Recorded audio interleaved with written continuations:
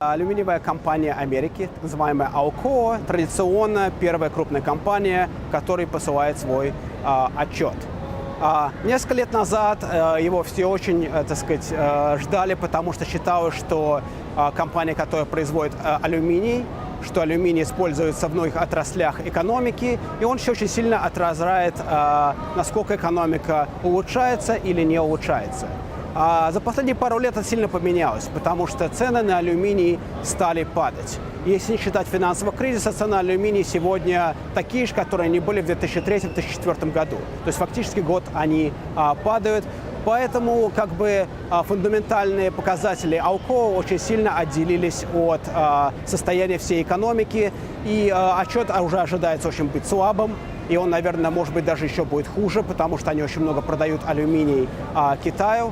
Но он совершенно ничего не показывает, потому что цены алюминия уже не показатель состояния экономики.